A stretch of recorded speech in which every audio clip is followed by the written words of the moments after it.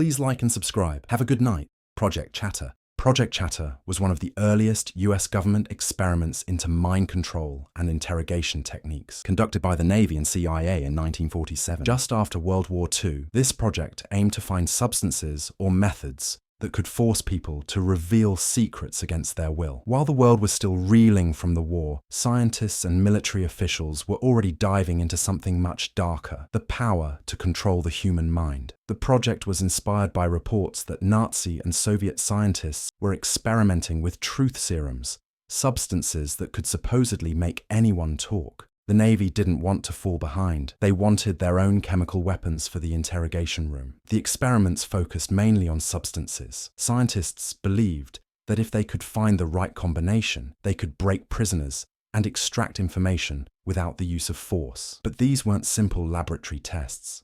Reports suggest that human subjects, prisoners of war, and even innocent civilians were given these substances and interrogated under extreme pressure. The goal was to see if the mind could be cracked open like a locked safe. But the results weren't what the Navy had hoped. The substances often caused hallucinations, paranoia, and extreme confusion instead of honesty. Subjects would ramble nonsense, forget who they were, or become completely unresponsive. The so-called truth serums were unreliable, and in many cases they left people mentally broken. By 1953, Project Chatter was shut down and deemed a failure, but its ideas didn't disappear. Instead, they evolved. The CIA took these early experiments and expanded them under Project Bluebird, which then led to MKUltra. The obsession with mind control had only just begun. Project Chatter was small compared to what came after, but it set the stage for something much bigger. It proved that the US government was willing to experiment on human minds, to push ethical boundaries in the name of national security. Human radiation experiments. Human radiation experiments were a series of experiments conducted by the CIA, the US military, and government-funded scientists to study the effects of radiation on the human body. These experiments were not done in the name of healing or medicine. They were done to see how much radiation a person could withstand before getting sick, how different doses affected the body over time, and how radiation could be used as a weapon. Thousands of people became test subjects, and most of them never even knew it. The experiments started in the 1940s and continued for decades. This was during the Cold War, when the United States was racing to develop nuclear weapons and defend itself against possible attacks from the Soviet Union. Scientists wanted to know how radiation affected soldiers on the battlefield, how it impacted civilians, and what would happen if nuclear bombs were used in war. But instead of just studying radiation in controlled labs, they decided to test it directly on people. Many of the test subjects were the most vulnerable members of society: prisoners, hospital patients, pregnant women, disabled children, and poor individuals who couldn't fight back. These people were often given radioactive materials without their consent. Some were injected with plutonium, the same material used in nuclear bombs, just to see how it spread through the body.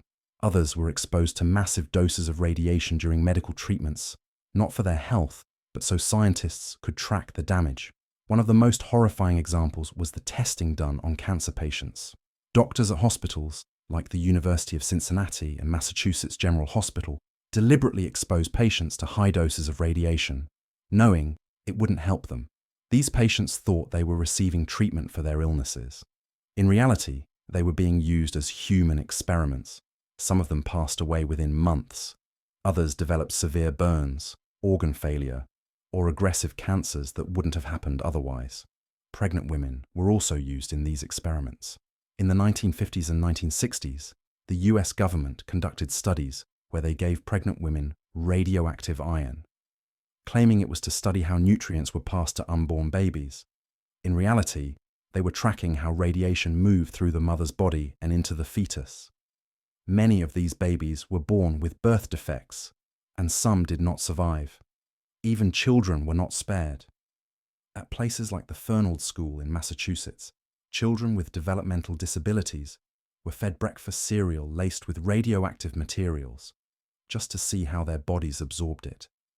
These children had no idea they were being poisoned. They were told they were part of a science club, and they believed it. But the scientists studying them knew the truth. Prisoners were also targeted. Because they were locked away from society and had little power to resist, scientists saw them as perfect test subjects. In some cases, prisoners were forced to stand in front of radiation machines that exposed their testicles to dangerous levels of radiation. The goal was to see how it would affect their ability to have children. Many of these men were left sterile. Some developed cancer years later, never knowing it was because of these experiments. Nuclear test sites also became locations for human radiation exposure. In places like Nevada and the Marshall Islands, the US government conducted nuclear bomb tests, exposing entire communities to radiation without warning them of the dangers. The people living near these test sites were told everything was safe, but in the years that followed, thousands developed cancers, thyroid diseases, and other radiation-related illnesses. The government refused to admit responsibility for a long time. It wasn't until the 1990s that some of these experiments were officially acknowledged. A government investigation revealed that at least 4,000 radiation experiments had been carried out on unsuspecting Americans. But even then, many details were kept secret. The full truth about these experiments may never be known. For the victims of these experiments, justice came too late. Many had already passed away from radiation poisoning, cancer, or other illnesses. The ones who survived were left with permanent health problems, but the government rarely compensated them. Some were told they had imagined their symptoms, others were ignored completely. They were betrayed by the very institutions that were supposed to protect them. Operation Paperclip. Operation Paperclip was not just a secret mission, it was a race that would decide the future of science, technology, and war. At the end of World War II, the United States and the Soviet Union were now enemies, locked in a silent struggle for power, and both sides wanted the same thing: Germany's top scientists. Many of these scientists had worked for Hitler's war machine. They had designed deadly rockets, experimented on human beings, and built advanced weapons that could change warfare forever. Officially, they should have been arrested. Instead, the US government had a different plan. In 1945, Operation Paperclip was launched, and its goal was to secretly bring Nazi scientists to America before the Soviet Union could take them. These were men who had built the V-2 rocket, the world's first long-range missile. Their research had the potential to create space travel and new weapons of mass destruction. The operation was controversial from the start. Many of these scientists had been part of horrific war crimes. Some had tested chemical and biological weapons on prisoners. Others had used slave labor in underground factories. The US government knew this, but they made a choice. They erased the past. They changed records, removed evidence, and gave these men new identities. More than 1,600 scientists, engineers, and technicians were brought to the United States. Among them was Wernher von Braun, the man who had designed the V-2 rocket. He had worked closely with the Nazi regime, but in America, he became a hero. He helped create the rockets that launched the first US satellites and led the team that put a man on the moon. Without him, the Apollo missions might never have happened. But not all of Paperclip's scientists were sent to space programs. Others worked on chemical weapons, biological research, and advanced military technology. Some had direct ties to concentration camps, yet they were given high-ranking positions in US labs. The public didn't know the full story for decades. The government kept Paperclip hidden, fearing backlash, but slowly, the truth leaked out. When the details finally emerged, it proved that in the pursuit of power, governments are willing to overlook almost anything, even the darkest crimes in history. Operation Seaspray. In September 1950, the people of San Francisco went about their daily lives, unaware that they were being used as test subjects in a classified military experiment. There were no warnings, no consent forms, no signs that something was wrong. But over the course of a few weeks, an invisible cloud settled over the city, carrying something far more dangerous than anyone could have imagined. This was Operation Seaspray, one of the most shocking cases of government-led biological warfare testing on American soil. The US military wanted to know how vulnerable major cities were to biological attacks. They needed to test how bacteria and germs would spread through an urban environment. But instead of using computer models or controlled lab experiments, they turned an entire city into their testing ground. Navy ships positioned off the coast of San Francisco began spraying a fine mist into the air. The wind carried the invisible cloud over 800,000 unsuspecting residents. People breathed it in. It coated their skin, their clothes, their food. It entered their homes, hospitals, and businesses. No one knew. For the military, this was just another test. But for some, it became a matter of life and death. Shortly after the spraying began, hospitals started seeing an unusual spike in pneumonia-like illnesses and severe urinary tract infections. One man, Edward Nevin, a 75-year-old recovering from prostate surgery, developed a mysterious infection. His condition worsened rapidly, and within weeks, he passed away. His doctors were confused until they discovered something terrifying. The bacteria found in his body was Serratia marcescens, the same bacteria the military had secretly released into the air. More cases followed, though most were never officially connected to the experiment. The government insisted that the bacteria were harmless, that Operation Seaspray had caused no real harm. But how could they be sure? No one had tested the long-term effects of exposing an entire population to bacterial aerosols. Even after the experiment ended, the implications were horrifying. If the military could secretly expose a city to biological agents once, who's to say they didn't do it again? And if San Francisco was chosen, how many other cities had unknowingly been part of similar experiments? As the years passed, documents surfaced revealing that Seaspray was just one of many biological warfare simulations conducted by the US military. Between the 1940s and 1960s, hundreds of experiments were carried out across the country. Bacteria were sprayed over New York, St. Louis, Minneapolis, and even the Pentagon itself. The goal was always the same: to study how biological weapons would spread, how they could be used in warfare, and how people would react. But no one had volunteered. No one had been given the choice. The government decided, without consent, that its own citizens would be the test subjects. The full consequences of these experiments are still unknown. Decades later, some researchers believe that Seaspray and similar tests may have had long-term effects on public health, contributing to increased rates of respiratory illness and infections in exposed populations. But since the government never officially tracked the health outcomes, the truth may never be fully uncovered. Mass drugging of French village. It started as an ordinary day in the quiet village of Pont-Saint-Esprit, France. The people woke up, went about their lives, and carried on as they always had. But by nightfall, the town had descended into chaos. People were running through the streets, screaming in terror. Some believed they were being attacked by monsters. A few even threw themselves out of windows, convinced they could fly. More than 250 people fell violently ill. Dozens were sent to asylums. 7 people have passed away. At first, officials believed it was a case of mass food poisoning. Contaminated bread from the local bakery was blamed, but the symptoms didn't quite match any known illness. Hallucinations, extreme paranoia, and violent outbursts.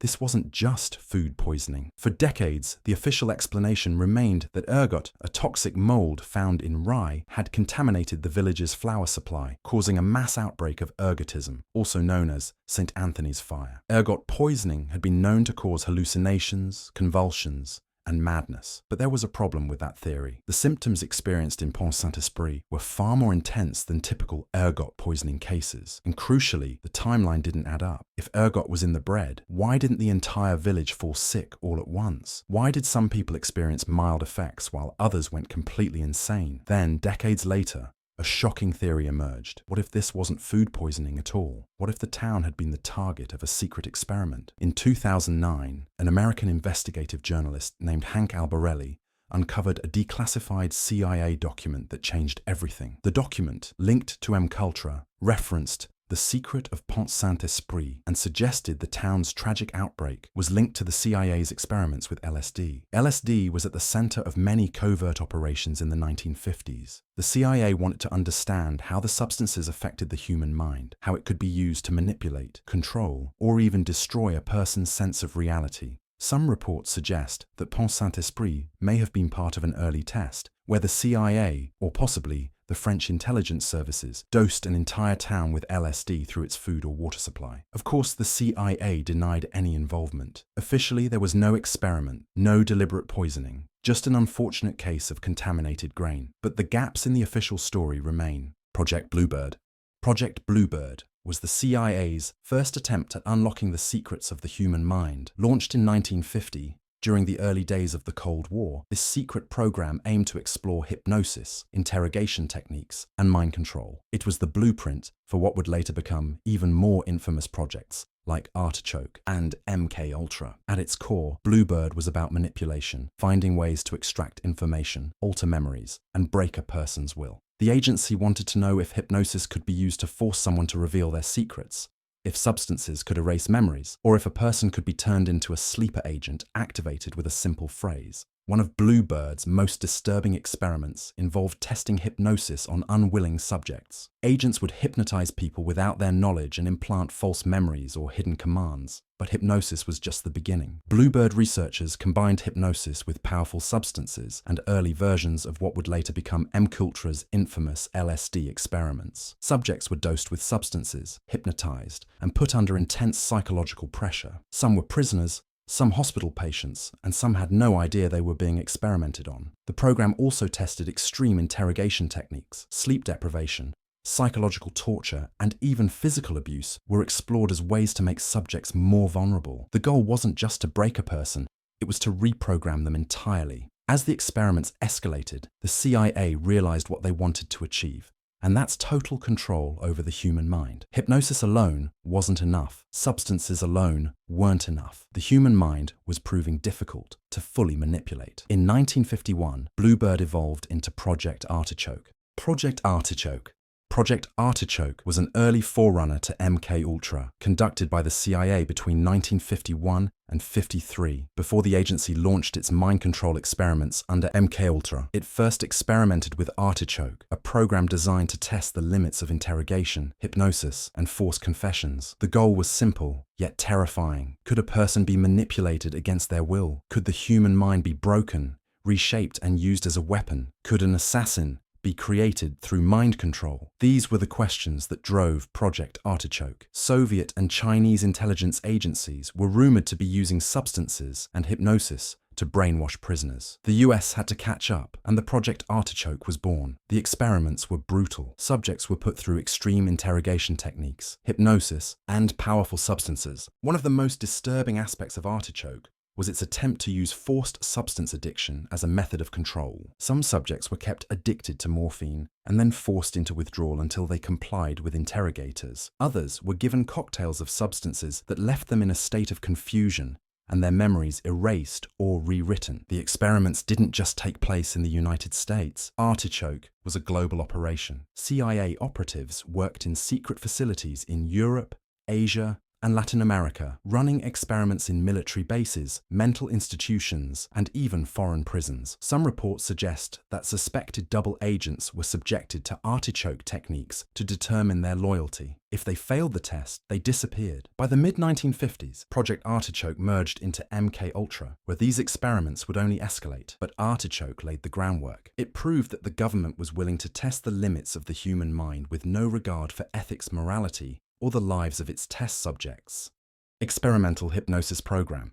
Experimental Hypnosis Program was a secret project designed to explore whether hypnosis could be used to control the human mind. It wasn't just about simple hypnotic suggestions. It was about erasing memories, implanting false ones, and turning ordinary people into spies or assassins without their knowledge. The program took place in the late 1940s and 1950s. At a time when intelligence agencies were desperate to unlock the secrets of the mind. Could a person be hypnotized to follow orders without question? Could they be made to forget classified information, or even their entire identity? These were the questions that drove the experiments forward, no matter the cost. Hypnosis had long been seen as a strange and mysterious force, something that could make people cluck like chickens or fall asleep on command. But what if it could do more? What if it could control behavior, break someone's will, or turn them into a puppet? Test subjects were brought in, sometimes volunteers, sometimes people who had no idea what they were signing up for. Some were prisoners, others were military personnel or hospital patients.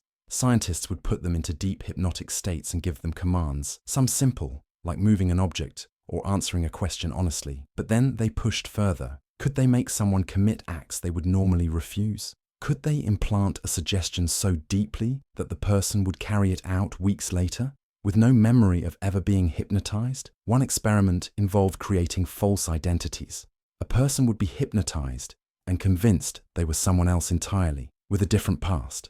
a different job, and even different memories. When they woke up, they believed it completely. Some were even given post-hypnotic suggestions, hidden commands that would activate under specific triggers, like a word, a sound, or a phrase. There were also attempts to use hypnosis to block pain, suppress emotions, and even erase trauma. The idea was that soldiers or spies could endure extreme situations without breaking under pressure. If they were captured, they wouldn't be able to reveal secrets because they wouldn't even remember them. But the most disturbing part of the program was the idea that a person could be hypnotized to assassinate. Could an ordinary citizen, under deep hypnosis, be ordered to commit assassination and then forget it ever happened? Some researchers believed it was possible. There were reports of test subjects being told to fire a weapon at someone they normally cared about, just to see if they would obey. But the results were unclear. Some tests suggested that deep hypnosis could override a person's morals. Others showed that people would resist if the command went against their core beliefs. The experimental hypnosis program was eventually absorbed into larger projects like Bluebird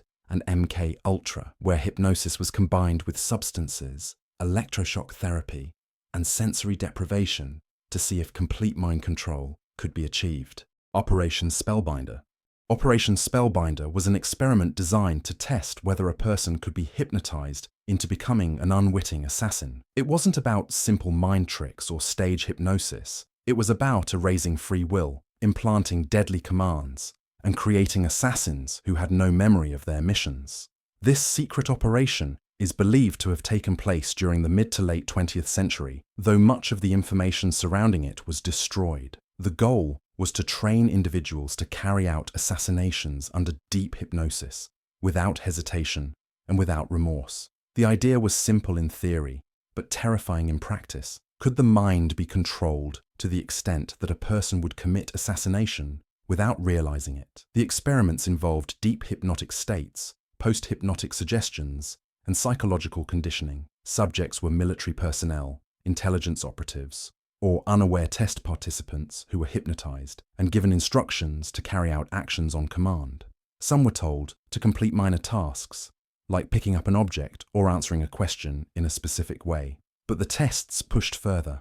One of the most disturbing aspects of Operation Spellbinder was the use of trigger phrases and coded commands. A subject could be hypnotized, given a post-hypnotic suggestion, and then activated days, weeks, or even months later by a seemingly innocent phrase or gesture. The moment the trigger was given, their mind would shift. They would enter a zoned-out state and carry out their programmed orders without hesitation. Some reports suggest that test subjects were made to fire weapons at targets, believing they were in a completely different scenario. Others were given commands to physically attack individuals while under hypnosis, then brought out of their hypnosis and left with no memory of what they had done. There were even claims that real-world assassinations might have been linked to this kind of programming, but hypnosis alone wasn't always reliable. Many subjects resisted deep commands, proving that free will was harder to erase than originally thought. That's where other methods came in, like substances, psychological conditioning, and extreme trauma, to weaken the mind's defenses. Operation PBSucces. In 1954 in Guatemala, Jacobo Arbenz was democratically elected by his people. Citizens had begun to dream of a better future, one where land was shared more fairly, and where the rich no longer held absolute power over the poor. He had promised land reform, breaking up massive plantations and redistributing them to poor farmers. But there was one problem. The largest landowner in Guatemala was an American company, the United Fruit Company, and they had powerful friends in Washington. The CIA, working in the interest of corporate power, was ordered to remove Arbenz. So the Operation PBSucces was born, a carefully planned campaign designed to make an entire nation believe that their government was collapsing in front of their eyes. And they did it not by force, but by making the Guatemalan people question reality itself. The operation began with propaganda, radio broadcasts, newspapers, and rumors spread in the streets. The message was simple: a revolution was coming. Communists were taking over Guatemala. The military was turning against Arbenz. It wasn't true, but the CIA didn't need the truth. They needed fear. Then came the psychological pressure. A handful of exiled Guatemalan officers, backed by the CIA, formed a small force to invade the country. But they weren't meant to win battles. They were meant to be seen, to make people believe that resistance was already happening. At the same time, the CIA launched a bombing campaign, not to destroy, but to terrify. Planes dropped explosives on key locations, but more importantly, they flew low over cities, letting the roar of their engines send a clear message: war is coming. Guatemalan soldiers, uncertain of what was real and what wasn't, began to panic. Some deserted, some turned against their government, and when the CIA bribed top military officials to betray Arbenz, it was over. Not because the people truly wanted him gone, but because the world around them had been reshaped by carefully planted lies and manufactured fear. Arbenz resigned and was forced into exile. In his place, a series of brutal military dictators took power. The land reforms were reversed. The people who had dared to dream of a better future were silenced. Some imprisoned, some tortured, and some simply disappeared. The worst part was that many Guatemalans never knew the truth. They were made to believe their country had fallen apart on its own, and that their government had failed them. The CIA had not just overthrown a leader, they had rewritten history in real time. Operation PBSucces was considered a victory, but for the people of Guatemala, it was a curse. Decades of military rule followed. Tens of thousands were eliminated in purges and massacres. The psychological damage ran even deeper. A nation left in fear, forever questioning whether their own eyes could be trusted. And this was just the beginning. The success of PBSucces became a blueprint, a model that the CIA would use again and again, from Latin America to the Middle East. Operation Washtub. It was 1954, and the CIA had a problem. The United States had just successfully carried out Operation PBSucces, installing a government that better suited American interests. But there was still another concern: Mexico. At the time, Mexico's government had maintained friendly ties with the United States, but its people, that was another story. Anti-American sentiment was growing, and the CIA feared that Mexico could one day become a communist stronghold. If that happened, the US wouldn't just be facing threats overseas. It would have one right at its border. But the CIA didn't wait for problems to arise. Instead, they created a problem first, one that would justify America's growing influence over Mexico's government. That was the entire purpose of Operation Washtub, a staged discovery, a planted deception, designed to manipulate both the Mexican government and its people. The plan was simple but effective. Make it look like the Soviet Union was secretly arming communist rebels in Mexico. If people believed that, then the US could justify more surveillance, more control, and stronger influence over the Mexican government. The CIA's operatives planted a secret weapons cache in Mexico, specifically in the state of Chiapas, near the Guatemalan border. The weapons were carefully placed along with forged documents that made it look like they had been delivered by Soviet agents. The idea was that Mexican authorities would discover these weapons, panic would spread, and the Mexican government would be forced to crack down on leftist movements, just as the CIA wanted. But here's the thing: the weapons weren't Soviet at all. They were old, outdated weapons that the CIA had obtained elsewhere. The goal wasn't to actually arm rebels, it was to make it look like rebels were already armed. The moment that fake evidence was found, the entire country would believe that communists were already preparing for a violent uprising. The success of Operation Washtub depended on media manipulation. It wasn't enough for the weapons to be found. They had to be talked about, feared, and turned into a national crisis. And so, CIA-controlled contacts in Mexico's journalism and political circles were fed the story. Carefully placed articles, subtle suggestions, whispers of a growing threat. The goal was to make sure that when the weapons were discovered, the public would already be prepared to believe the worst. This was a strategy the CIA had used before, and would use again in later operations. Control the story, and you control how people react. Fear makes people accept new laws, surrender their freedoms, and trust the government blindly. If Mexico was convinced that communist forces were rising within its borders, they would have no choice but to strengthen ties with the US. Though Operation Washtub was just one piece of a much larger strategy, it showed how far intelligence agencies were willing to go to manipulate foreign governments. No invasion was necessary, no war had to be fought, just a well-placed lie. Most people never even knew it happened. There was no major investigation, no public scandal. The CIA had fabricated a threat, planted false evidence, and used it to pull Mexico deeper into America's influence, all without firing a single shot. Operation BigBuzz. Operation BigBuzz was one of the most disturbing experiments ever carried out by the CIA and US military. It wasn't about bombs, weapons, or even chemical weapons. Instead, it involved something much smaller: mosquitoes. Thousands and thousands of them were bred and released on unsuspecting people just to see what would happen. The experiment took place in 1955, at the height of military research into biological warfare. The CIA and the US Army wanted to know if insects could be used as weapons, specifically if mosquitoes could be a way to spread deadly diseases in enemy territory. The idea was simple but terrifying. Instead of launching missiles, they could release swarms of infected mosquitoes and let nature do the assassinations for them. This wasn't some wild, theoretical idea. The US government had already been experimenting with biological weapons for years. They had tested bacteria, viruses, and chemicals that could wipe out entire populations.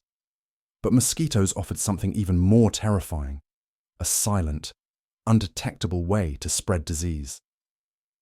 If they could figure out how to drop infected mosquitoes over a city, they could create chaos without ever firing a single shot. So they launched Operation BigBuzz.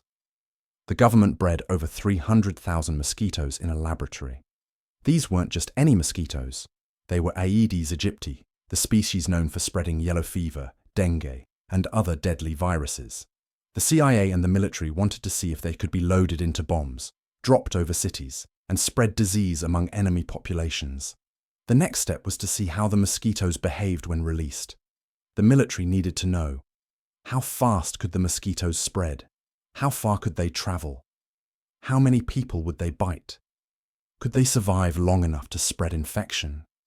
To find out, the military dropped the mosquitoes over parts of Georgia, particularly in Savannah. Some were released on the ground in specific neighborhoods, while others were let loose from planes flying overhead. The people living in these areas had no idea they were being used in an experiment. Once the mosquitoes were released, scientists followed them closely. Military personnel, disguised as ordinary citizens, were sent into the area to collect data. They set up mosquito traps, pretended to be public health officials, and even knocked on doors to ask residents if they had been bitten. They needed to know if the mosquitoes were capable of finding and biting human targets. The results were exactly what the CIA and military had hoped for. The mosquitoes spread fast and bit thousands of people. Within minutes, the insects had found their way into homes, schools, and workplaces. The Army and CIA confirmed that releasing infected mosquitoes could be an effective way to attack an enemy population without them even realizing what was happening. Thankfully, in Operation BigBuzz, the mosquitoes were not infected with any disease. At least, that's what the government claimed. But even without infection, the test showed that an entire city could be exposed to a biological attack within hours. The mosquitoes didn't just stay where they were released.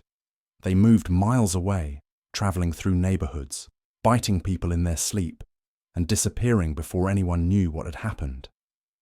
After the experiment ended, the idea of biological warfare using insects didn't go away. The military and CIA continued researching how mosquitoes, fleas, and ticks could be used as weapons. Other experiments, like Operation Dropkick and Operation Big Itch, tested similar ideas, proving that the government was deeply invested in turning insects into tools of war. But Operation BigBuzz wasn't just a test for warfare. It was also a test on the American public. The experiment raised serious ethical concerns. How many people had been unknowingly exposed? And if the government was willing to release hundreds of thousands of mosquitoes just for research, what else were they willing to do? Decades later, there are still rumors that mosquitoes have been used in secret tests to spread diseases or test biological agents. Operation Bellweather.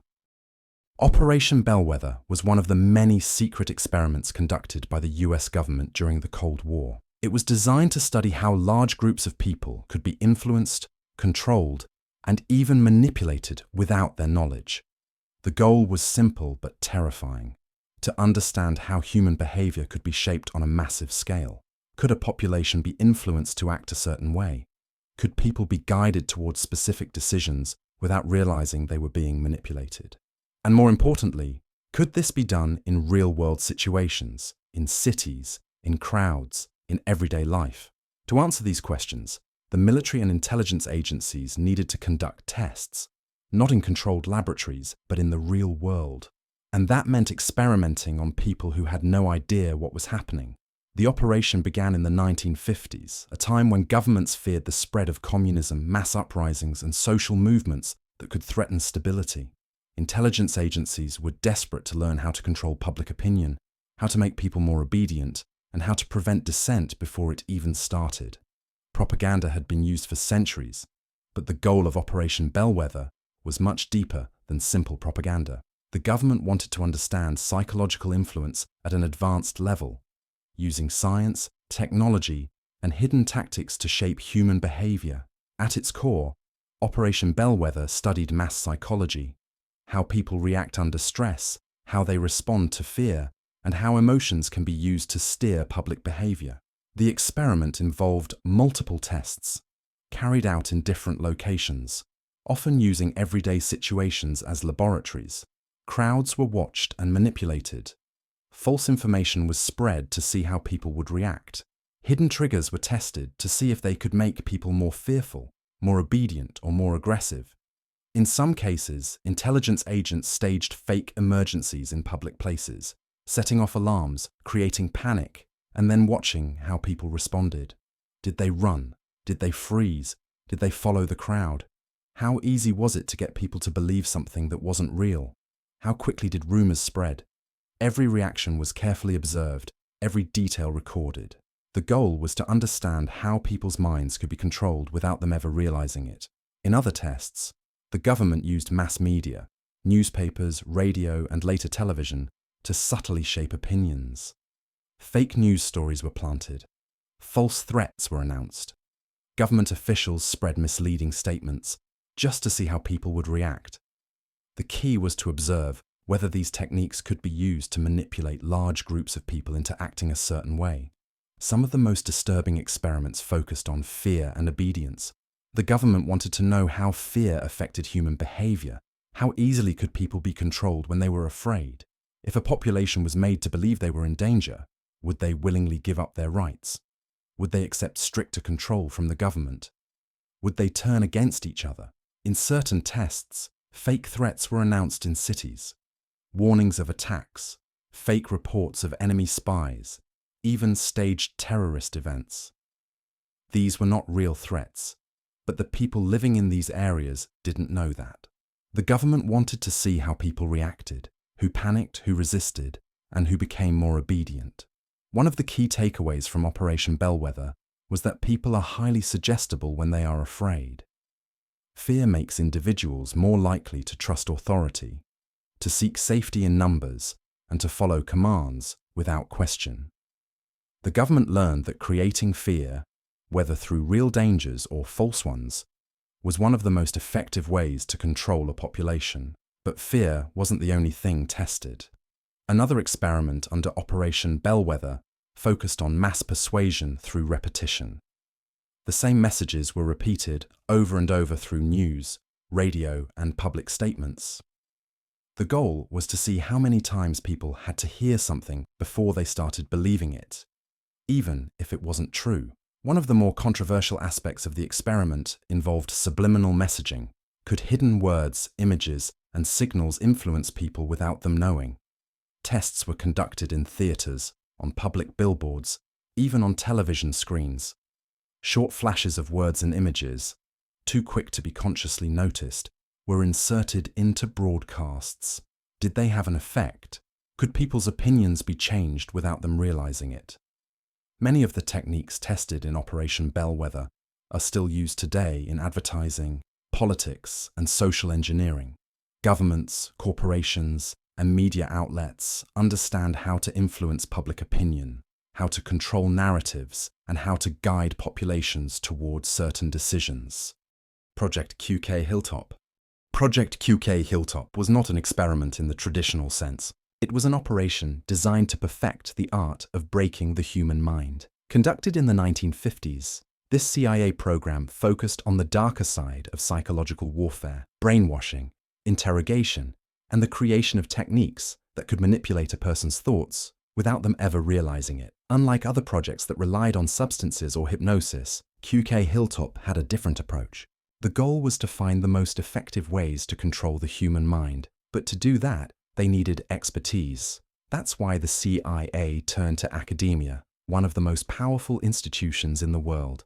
They secretly funded top researchers, particularly those specializing in behavioral science, psychiatry, and neurology. Dr. Lawrence Hinkle, a professor at Cornell University's Medical College, played a key role. He and his colleagues had a simple task: develop techniques that could be used to break a person down and strip away their psychological defenses. They studied sleep deprivation, sensory isolation, and psychological disorientation. How long could someone be kept awake before their mind fractured? How could constant fear force someone to betray even their most deeply held beliefs? One of the key focuses of QKHilltop was interrogation resistance, understanding how to break down spies, soldiers, or political prisoners who refused to talk. But there was another side to it. If a person could be broken, could they also be rebuilt? Could a new, more compliant and obedient personality be created? Unlike some of the more infamous experiments, QKHilltop never had a dramatic public exposure. When MKUltra was revealed in the 1970s, it overshadowed everything else, leaving smaller programs like QKHilltop to fade into the background. Operation Big Itch. Operation Big Itch was one of the US military's and CIA's strangest and most unsettling experiments. It wasn't about weapons or missiles. It wasn't even about chemicals or substances. Instead, it focused on something much smaller: fleas. Thousands of them, specially bred and released to see how they could be used as weapons of war. The idea was simple but terrifying. What if the military could drop fleas infected with dangerous diseases into enemy territory?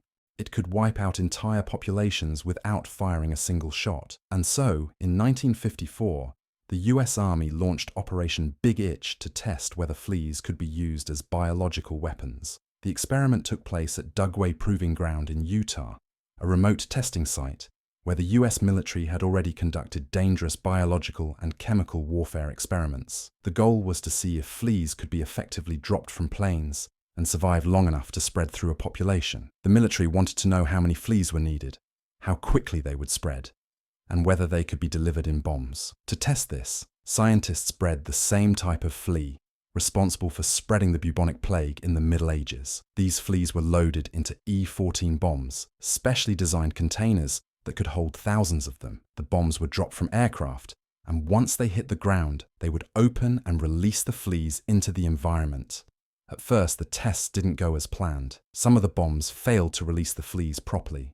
Others didn't spread them as far as expected. But eventually, the military figured out how to make it work. When the fleas were successfully released, they quickly spread, biting anything they could find. Scientists placed test animals, rats and guinea pigs, in the drop zones to see how fast the fleas would find them. The results were shocking. Within minutes, the fleas covered the test animals, proving they could quickly spread through an area. But that wasn't the only disturbing part.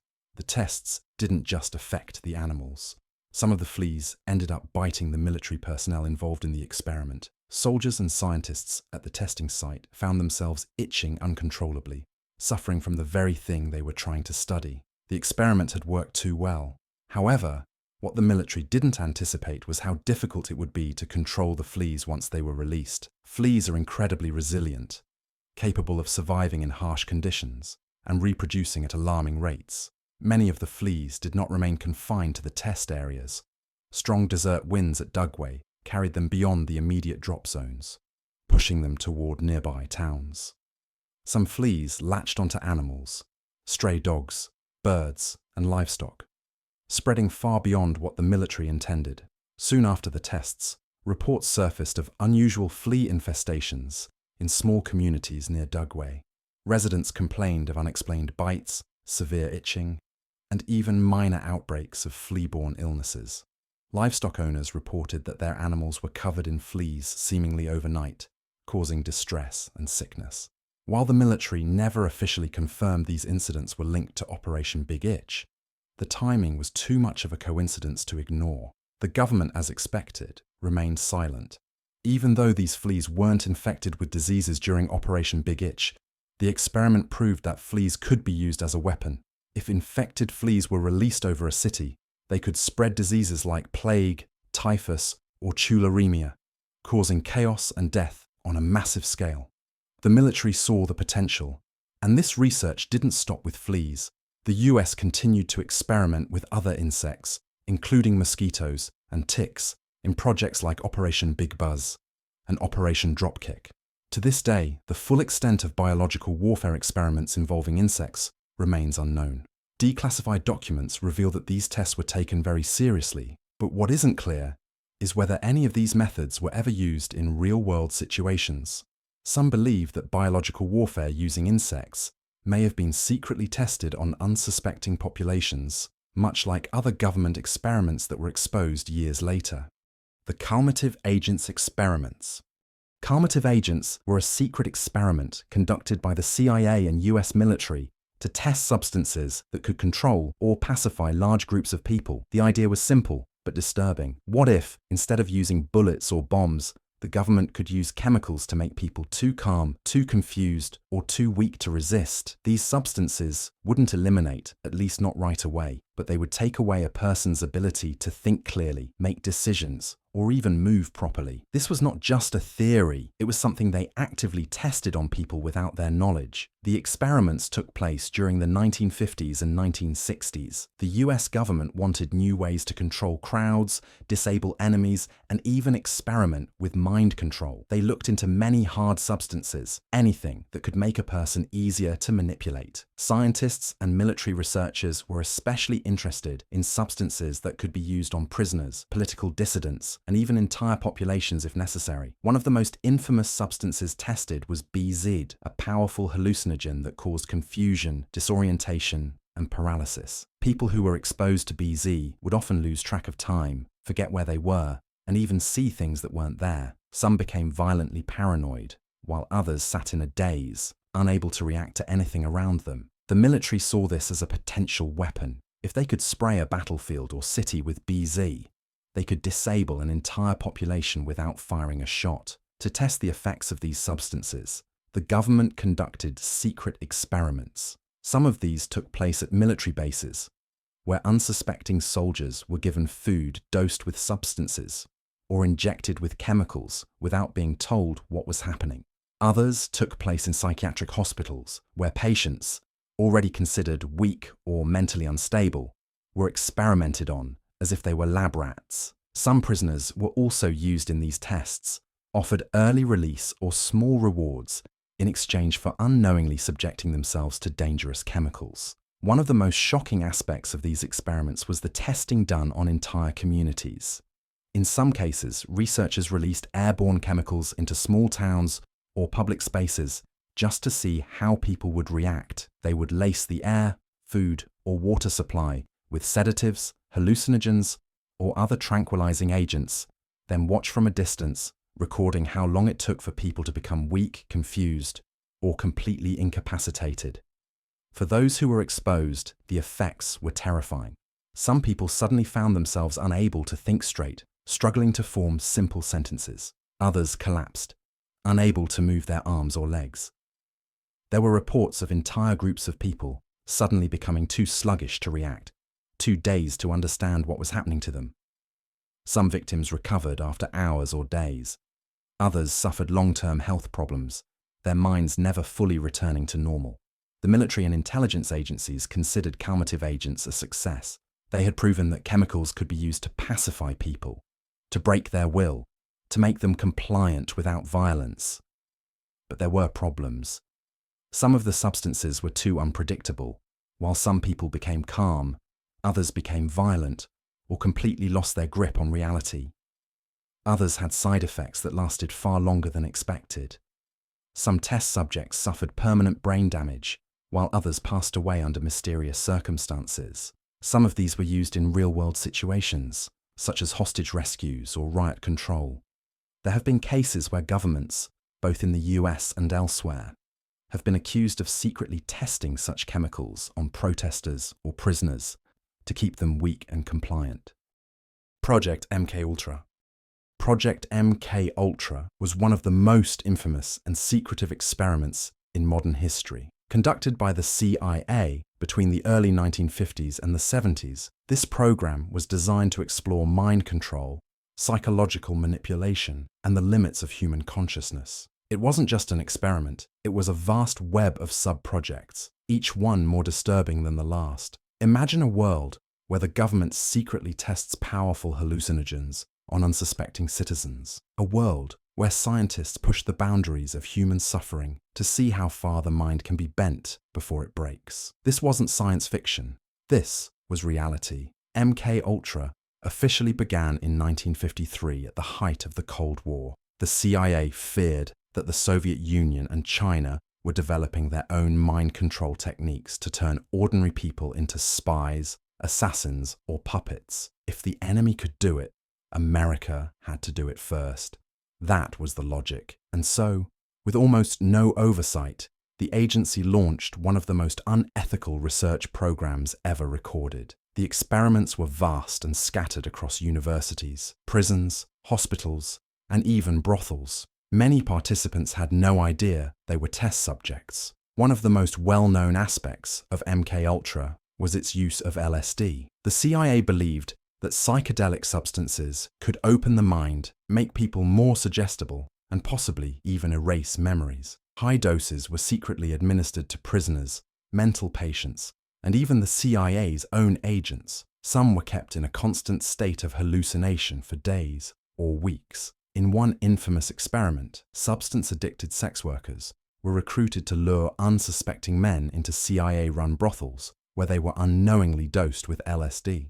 Behind a one-way mirror, agents observed their reactions. The goal was to study how substances could be used to extract information or manipulate behavior, but LSD was just the beginning. MKUltra also explored hypnosis, electroshock therapy, and sensory deprivation. Dr. Donald Ewan Cameron, one of the key figures in these experiments, believed that a person's identity could be completely erased and rebuilt from scratch. He subjected his patients, many of whom came in for minor issues like anxiety or postpartum depression, to months of substance-induced sleep, repeated electroshock therapy, and endless loops of recorded messages played into their ears. Some patients forgot who they were. Some were left unable to function for the rest of their lives. Then there was the even darker side of MKUltra. Documents suggest the CIA was interested in creating so-called Manchurian candidates, people who could be programmed to carry out orders without remembering them. The idea of a brainwashed assassin controlled through hypnosis or substances wasn't just a movie plot. It was an actual goal of these experiments. But the truth couldn't stay buried forever. In 1973, as the Watergate scandal rocked the US government, CIA Director Richard Helms ordered the destruction of almost all MKUltra files. Thousands of documents were shredded, leaving only fragments behind. It wasn't until a congressional investigation in the mid-1970s that the public got a glimpse into what had really happened. The hearings revealed a program that had gone out of control, experiments on innocent people, lives destroyed, and no real accountability. Victims came forward with horror stories of psychological damage and shattered memories. But by then, most of the people responsible had either disappeared or walked away without consequences. MKUltra was officially shut down in the early 1970s, but some believe its research never truly ended and that elements of it continued under different names. Project MKDelta. MKUltra was the CIA's most infamous mind control program, but it wasn't the only one. Hidden within its many sub-projects was something even more secretive, something designed not for research, but for action. That was MKDelta. Unlike MKUltra, which mostly took place within the United States, MKDelta was about using the results of those experiments in real-world operations. It was a program of application, not just experimentation. The substances, the psychological manipulation, the techniques of breaking a human mind. MKDelta was the system for putting them to use in foreign countries, often on people who had no idea they were being targeted. The goal was psychological warfare, assassinations, covert interrogations, infiltrating and destabilizing governments, all while leaving no trace of American involvement. MKDelta authorized the use of chemical and biological agents for these operations.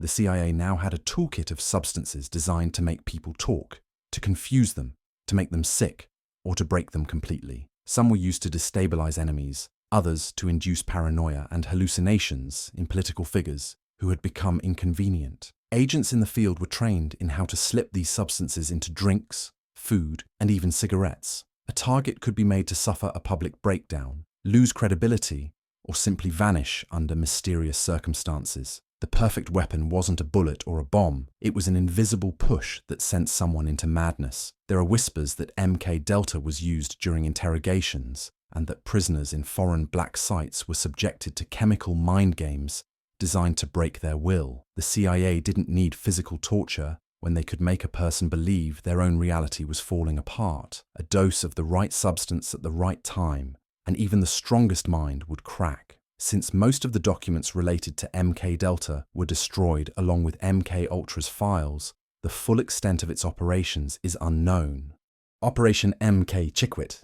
Project MKChickwit was not as well known as MKUltra, but it was just as strange and secret. Running alongside MKSearch in the late 1960s and early 1970s, this program had one goal: to find and collect new substances that could be used for mind control, interrogation, and manipulation. But where did the CIA look for these substances? Not in their own labs, but in the pharmaceutical industry. The world was in the middle of a scientific revolution. Substance companies were creating new compounds at an incredible rate, medications for mental illness, pain relief, and even altering human behavior. The CIA wanted access to these discoveries before anyone else, before they hit the market, before even the scientists who made them understood their full effects. The agency infiltrated pharmaceutical companies, laboratories, and university programs. They monitored new substances being developed and secretly analyzed which ones could be weaponized, which ones could make a person more compliant, which ones could erase memories. They were searching for chemicals that could be slipped into food or water without detection, substances that could disable an enemy or control a population without them ever realizing what was happening.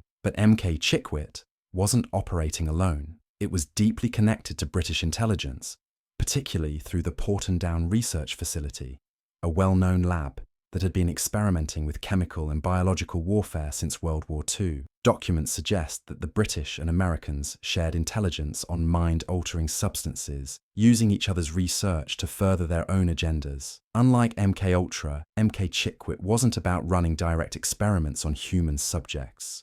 At least, not that we know of. Instead, it was about gathering intelligence, stealing secrets, and identifying potential weapons before anyone else could. Most of the details about MKChickwit remain unknown. The records that have been uncovered only hint at what the program was really about. Some believe that substances identified in this program were later tested in Black Ops projects, untraceable experiments conducted outside US soil. Others think that some of the substances discovered through MKChickwit are still in use today, hidden within modern medicine.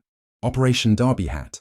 Operation Derbyhat was one of the CIA's lesser-known but deeply disturbing experiments. Conducted in the 1960s, it was a covert operation aimed at studying the effects of extreme psychological manipulation and mind control techniques on individuals, particularly prisoners and unaware test subjects. It wasn't just about breaking the human mind, it was about reshaping it entirely. The operation's details remain unknown, but what little has surfaced suggests that Derbyhat was an offshoot of MKUltra, continuing the agency's obsession with controlling human thought. Unlike previous projects, which often focused on substances like LSD, this experiment explored more sophisticated techniques: forced isolation, prolonged psychological torture, and the use of extreme fear to alter a person's behavior permanently. Imagine a person locked in a room, completely cut off from the outside world. No light, no sound, no sense of time. Days blend into weeks. Voices whisper from unseen sources. Their own thoughts start to turn against them. Reality becomes a blur. This was the heart of Operation Derbyhat, seeing just how far the mind could be pushed before it collapsed. Some reports suggest that the CIA tested these techniques on political prisoners and suspected double agents. Others believe the experiments extended to foreign countries, where the agency could operate with even fewer restrictions. The ultimate goal was to create perfect spies, people who could be broken down and rebuilt into whatever the CIA needed. willing informants, obedient assassins, or agents who didn't even know they were working for the agency. But just like MKUltra, Derbyhat left behind a trail of destroyed minds and ruined lives. Some test subjects reportedly never recovered, others disappeared completely. And when rumors of the operation started to spread, files were destroyed, records erased, and any traces of the project quietly buried. To this day, little is known about Operation Derbyhat. The CIA has never fully acknowledged its existence, and most official documents remain classified or missing. Operation Midnight Climax. MKUltra had many sub-projects, but few were as bizarre and unsettling as Operation Midnight Climax. It started in the 1950s. The CIA needed a way to test the effectiveness of mind-altering substances in actual covert operations. They wanted to know how these substances could be used for interrogation, blackmail, and manipulation. But instead of experimenting on volunteers, they took their tests to the streets. They set up secret brothels in San Francisco and New York. The operation was simple: dose unsuspecting men with hard substances and watch what happened. CIA operatives hired prostitutes to lure targets into these rooms, where they were unknowingly dosed with LSD. From behind one-way mirrors, agents observed and recorded everything. The goal was to see how people reacted under the influence. Could they be made to spill secrets? Could they be manipulated into doing things they wouldn't normally do? Some were fed alcohol laced with mind-altering substances. Others were left alone to experience hours of hallucinations. The agents running the operation weren't just scientists or analysts. They were people who had been permitted to experiment however they wanted.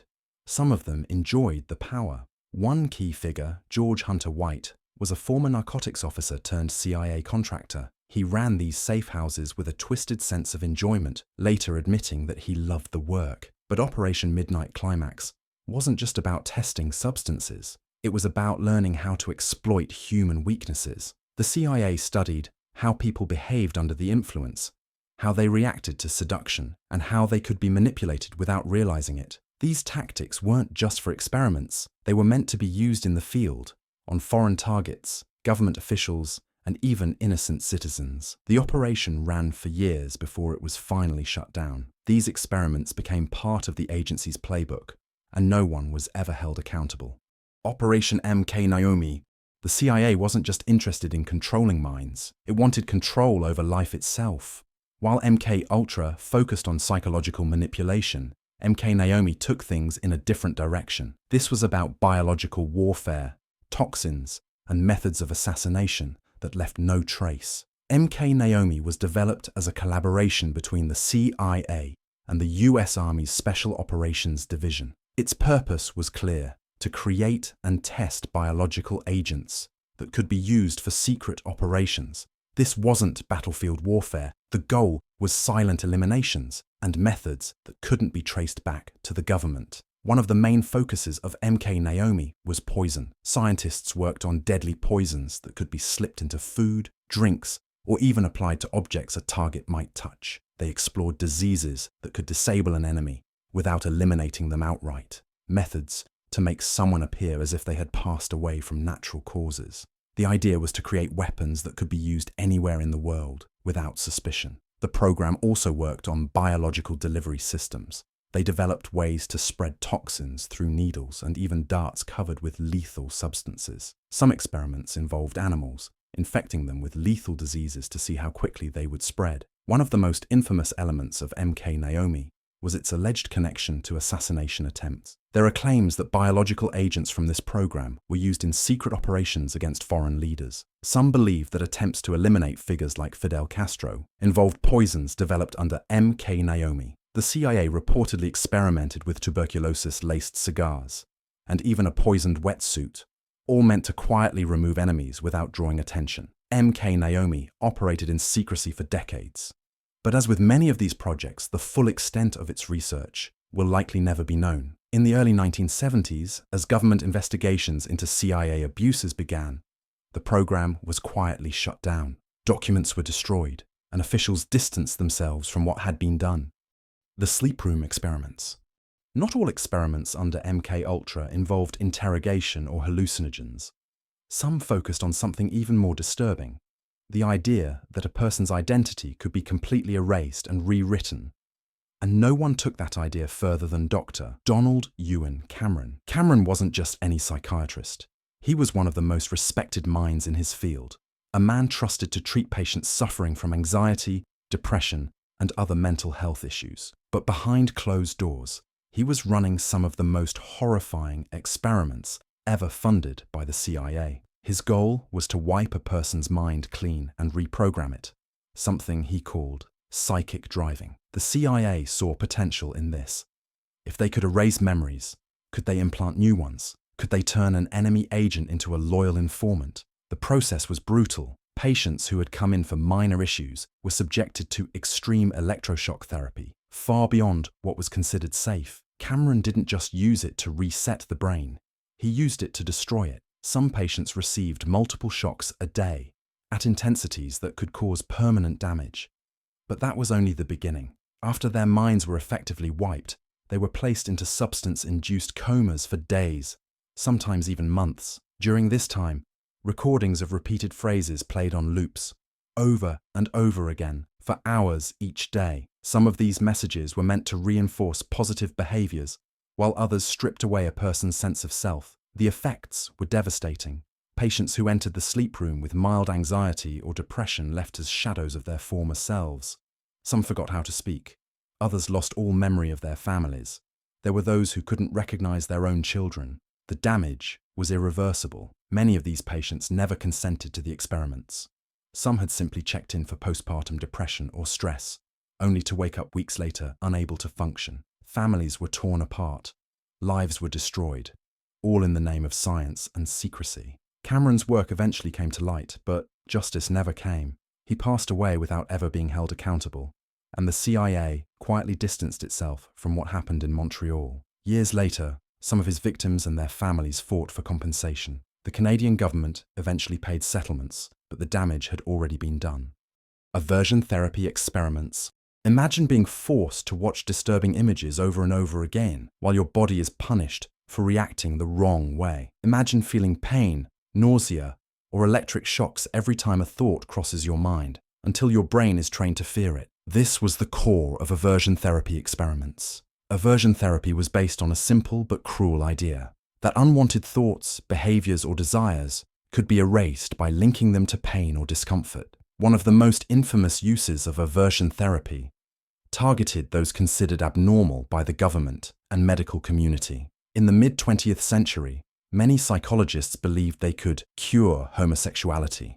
Patients, many of them young men, were strapped to chairs and forced to watch images of same-sex relationships while being given electric shocks or powerful substances that made them violently ill. The goal was to make their natural desires feel like something to be afraid of, something to avoid at all costs. But it didn't stop there. Aversion therapy was also used in attempts to reprogram spies, soldiers, and prisoners. The military wanted to see if it could erase fears, force loyalty, or even rewire a person's sense of right and wrong. Some experiments tested whether pain could condition a person to betray their beliefs, to turn against their country, their morals, or even their own families. Other trials focused on addiction. Some scientists believed they could make alcoholics despise drinking by giving them a substance that caused extreme sickness whenever they touched alcohol. The same methods were used on substance addicts, forcing them to associate their addiction with unbearable pain. But in most cases, the results were temporary, and the side effects were worse than the original problem. Many of those subjected to these experiments suffered long-term psychological damage. Some developed crippling anxiety, unable to trust their own thoughts or instincts. Others were left emotionally numb, unable to feel pleasure or connection at all. Some simply broke, losing their sense of identity completely. And the worst part is that many of these experiments were considered acceptable at the time. Governments, hospitals, and even universities funded these projects, believing that suffering could be a tool for control. Aversion therapy wasn't about helping people. It was about forcing obedience and making them afraid of who they were. Stranger's voice experiment. Imagine waking up in a hospital bed, confused, unable to remember how you got there. Your head feels foggy, your body weak, and then suddenly a voice speaks to you, but it's not one you recognize. It tells you things about yourself, things only you should know. It asks you questions and gives you commands, and before you realize what's happening, you start obeying. This was the reality of the Stranger's voice experiment, a disturbing study into how a person's mind could be influenced, controlled, or even rewritten by an unfamiliar voice. The experiment was simple. Subjects were placed under heavy sedation, their minds clouded with substances. Then, while they were in this vulnerable state, voices of complete strangers were introduced. These voices would give suggestions, implant false memories, or even attempt to change the subject's core beliefs. Some subjects were told they had committed crimes they never did. Others were convinced that people they loved were actually enemies. Some were instructed to perform simple tasks upon waking up, like writing down a number or walking to a specific location, just to see if the voice still had control over them once they were conscious. But the experiments didn't stop there. Scientists wanted to see just how deep this control could go. Could a person be trained to obey a voice they had never heard before? Could they be convinced to betray their own morals simply because a stranger told them to? In some cases, subjects became emotionally attached to the voice, trusting it more than their own memories. In others, they broke down completely, unable to tell what was real and what had been implanted. Some became paranoid, hearing the stranger's voice even when no one was speaking. The human mind is fragile. It can be shaped, twisted, or rewritten like a tape recording. And that's exactly what these experiments were meant to prove. The box isolation experiments. Imagine being trapped in a small windowless room. There is no sound, no light, no sense of time. You don't know how long you've been there. Hours, days, maybe even weeks. The walls are close, the air feels thick, and the silence is deafening. Your own thoughts become your worst enemy. This was the box isolation experiments, a terrifying study into the effects of extreme isolation on the human mind. The idea was simple but cruel. Scientists wanted to know what would happen if a person was completely cut off from the outside world. No human contact, no sunlight, no sense of reality. Some subjects were placed in pitch-black rooms, others in tiny coffin-like boxes. In some cases, they were given heavy blindfolds and thick gloves so they couldn't feel or see anything. The goal was to break the mind. At first, the subjects tried to stay strong. They counted seconds, repeated words to themselves, and held to memories of the real world. But as time passed, strange things started to happen. Some heard voices whispering in the darkness. Others saw bright flashes of light that weren't really there. Many began talking to people who didn't exist. Then came the panic. Heart rates spiked, breathing became shallow, and the mind desperately searched for an escape. But there was none. Some subjects started hallucinating so badly that they believed they were dead. Others completely forgot who they were.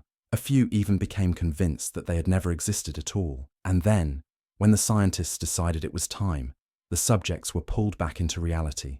But the damage had already been done. Some couldn't speak properly. Others couldn't recognize their own reflection. Many suffered lasting psychological trauma. The box isolation experiments proved just how fragile the mind really is, and just how easy it is to break someone without ever laying a hand on them. Programmed to kill experiments. The idea behind these experiments was simple but disturbing, creating an assassin who doesn't know he is one, a person who could carry out an assassination, forget they did it, and live the rest of their life with no memory of the crime. These experiments were designed to explore whether a person could be turned into a weapon through hypnosis, substances, and psychological conditioning. Researchers wanted to know if they could implant commands deep into someone's subconscious, commands they would follow without question. Test subjects, often taken from prisons or mental institutions, were put through intense psychological conditioning. Hypnosis was used to make them enter a trance-like state, where their minds became open to suggestion. Some were repeatedly exposed to keywords or phrases that would supposedly activate them later. Others were subjected to electric shocks, breaking down their sense of reality until they were completely vulnerable to manipulation. In some experiments, subjects were given a fake identity. They were trained to believe they were someone else entirely, complete with false memories and altered personalities.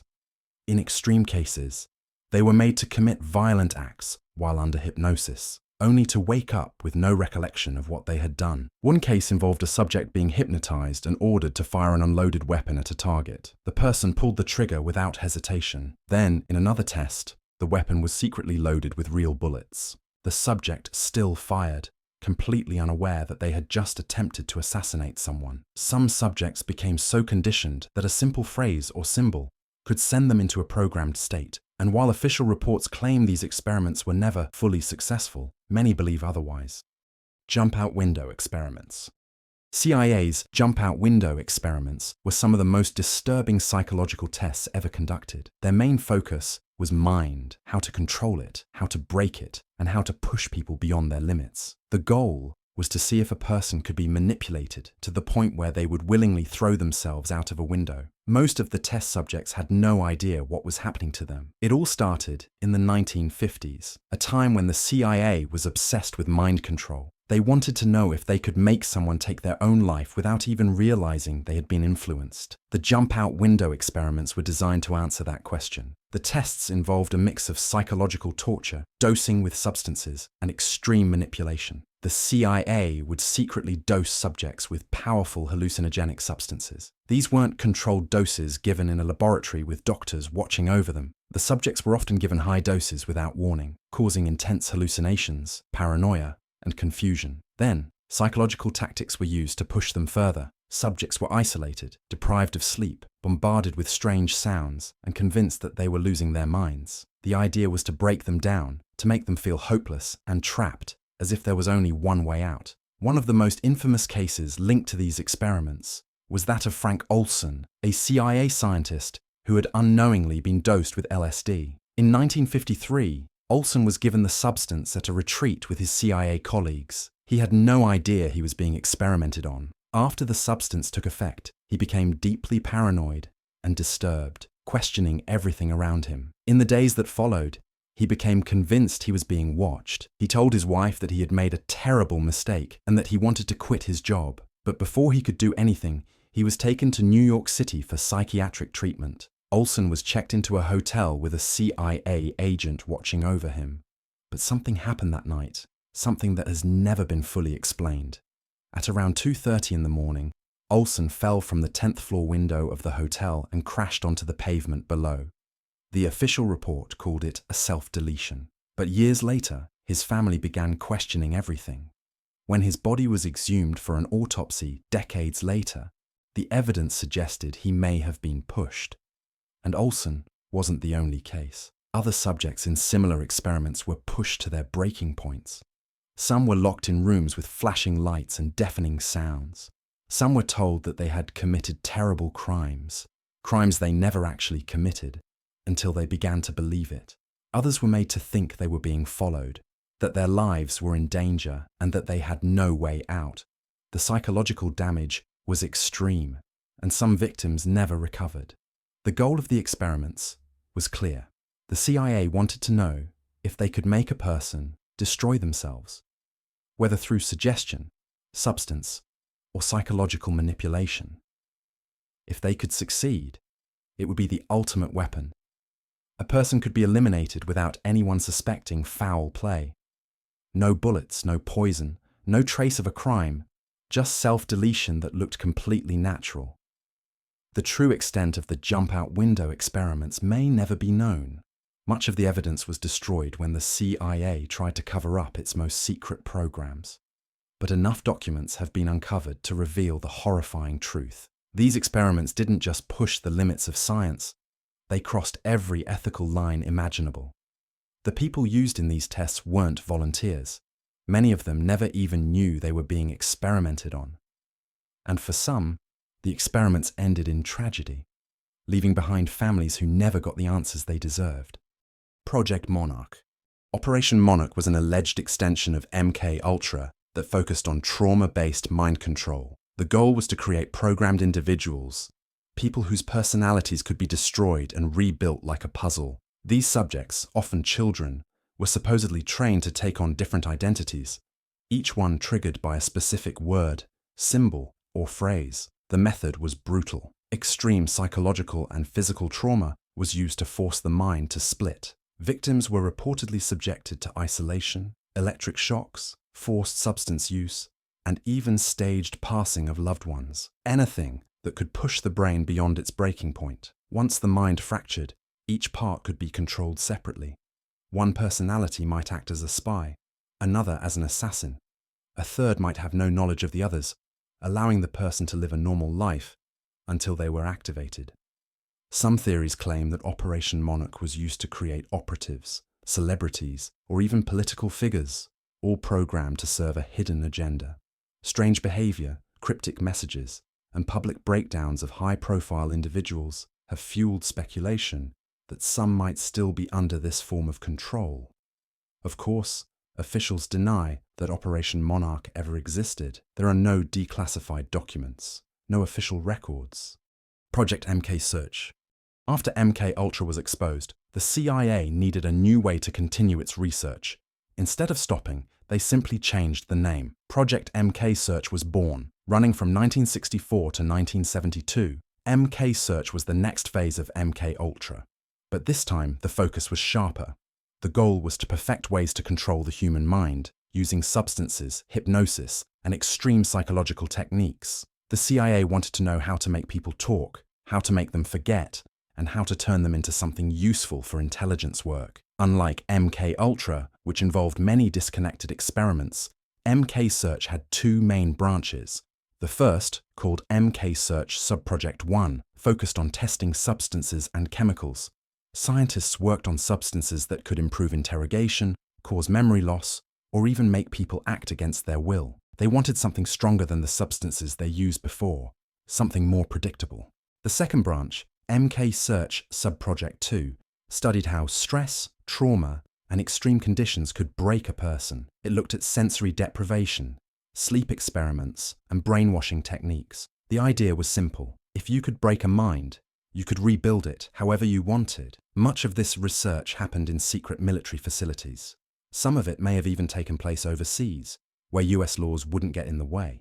There are reports of experiments on prisoners, hospital patients, and even volunteers who had no idea what they were truly signing up for. MKSearch officially ended in 1972, just before the CIA tried to destroy its records on mind control programs.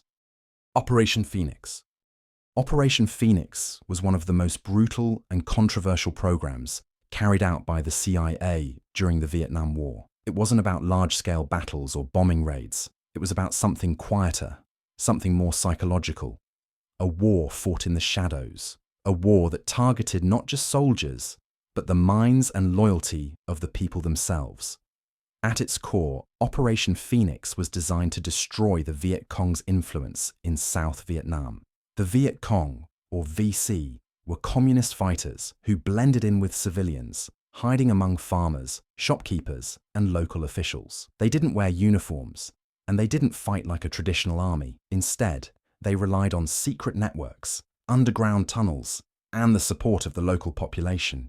The US military struggled to fight an enemy they couldn't see. Bombing campaigns and direct battles weren't enough to stop the Viet Cong.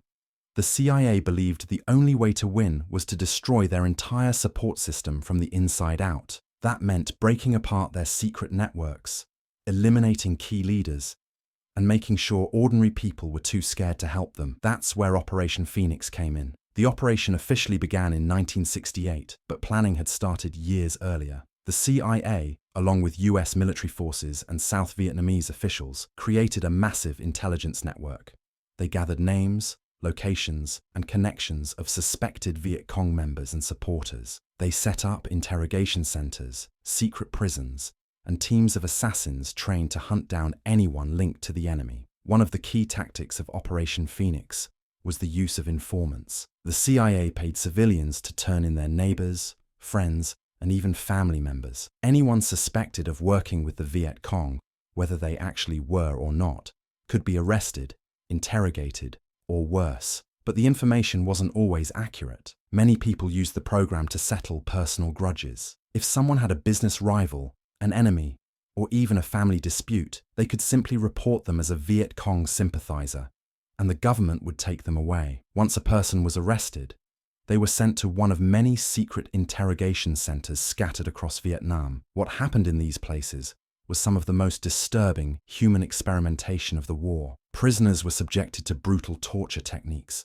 They were beaten, electrocuted, waterboarded, and deprived of food and sleep. Some were forced to watch as their family members were tortured in front of them. The goal was to extract information, names, locations, operations of the Viet Cong. But many of the people tortured weren't even Viet Cong members. They were ordinary civilians caught in a system that didn't care whether they were innocent or guilty. Those who survived interrogation were often never seen again. Some were executed on the spot. Others were sent to secret prisons, where they would spend months or years locked away without trial. In many cases, prisoners were thrown out of helicopters mid-flight as a warning to others. Entire villages were targeted, burned to the ground, and their people disappeared. The operation also relied on assassination squads, small, highly trained teams of assassins who carried out targeted eliminations. These squads operated in complete secrecy, moving through cities and villages at night,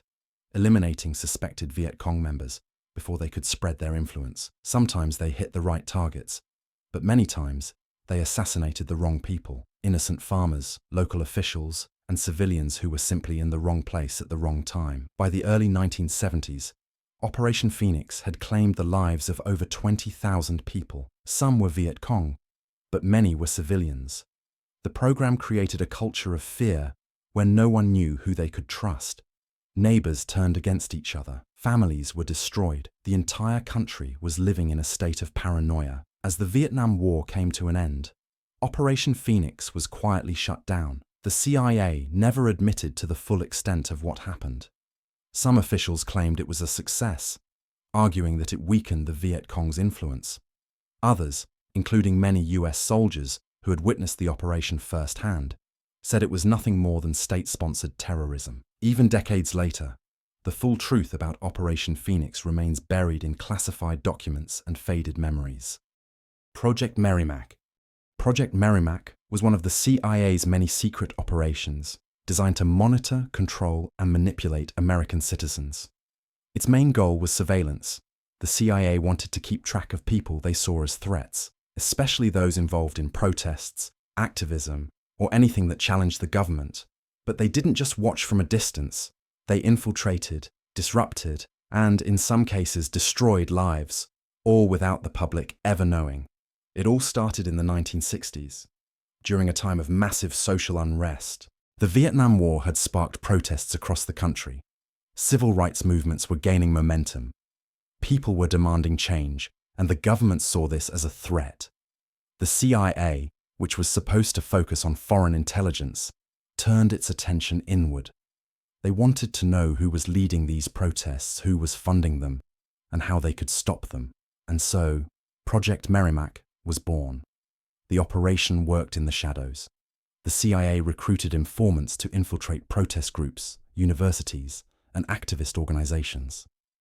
These weren't just random spies. They were carefully chosen people who could blend in, gain trust, and report everything back to the agency. Some of these informants were students. Some were journalists. Some even became leaders within these movements, influencing decisions while secretly working for the government. They provided names, meeting locations, and detailed reports on what activists were planning. But watching wasn't enough. They wanted to weaken these groups from the inside, making sure their movements never gained too much power. So, they started spreading misinformation. False rumors were planted within organizations to create distrust among members. Activists were turned against each other. Friendships were broken. Movements that once stood strong began to crumble because no one knew who they could trust. The psychological toll on the people targeted was devastating. Many activists began to feel paranoid, sensing that something wasn't right but having no way to prove it. Some believed they were being followed. Some suspected their phones were tapped. Some even feared for their lives. And they weren't wrong. The CIA wasn't just collecting information. They were actively trying to destroy people's reputations. Some activists found themselves falsely accused of crimes. Others lost their jobs because of anonymous tips to their employers. And some were pushed to the edge, feeling like they had no way out. Project Merrimack didn't just target radicals or violent groups. It went after anyone who challenged authority. Journalists who wrote critically about the government found themselves under surveillance. Academics who questioned US policies were watched closely.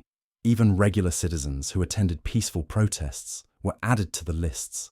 The government wasn't just monitoring criminals. They were watching their own people, people who had done nothing wrong except speak their minds. The true extent of Project Merrimax remains a mystery.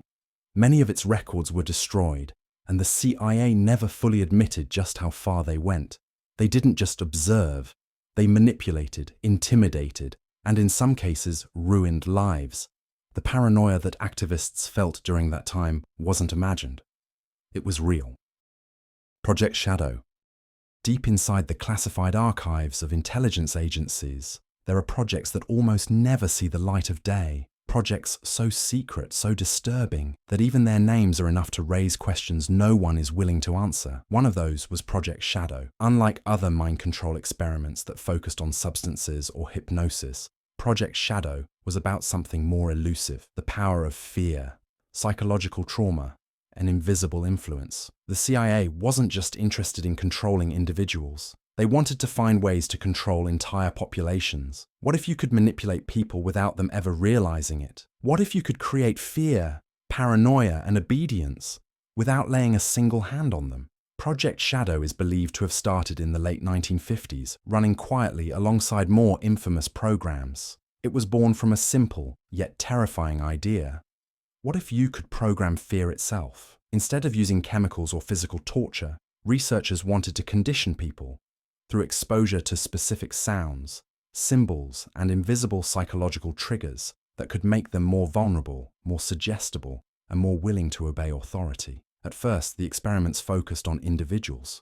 Subjects were placed in controlled environments where they were unknowingly bombarded with carefully orchestrated stimuli. Some were forced to listen to certain frequencies of sound, not loud enough to hear consciously, but disruptive enough to affect their emotions. Others were exposed to flickering lights at specific intervals, designed to interfere with brainwaves and induce feelings of unease. They tested whether colors, shapes, and even scents could be used to subtly change how people behaved. The results were alarming. Some subjects became paranoid and anxious for no clear reason. Others reported feeling uneasy, like they were being watched even when they were alone. The experiments had proven that you didn't need drugs or torture to manipulate a person's mind. All you needed was the right combination of stimuli. But this was only the beginning. The next phase of Project Shadow moved beyond individual subjects and focused on entire communities. The idea was simple. Could mass fear be engineered? Could people be made to believe a threat was real, even if it didn't exist?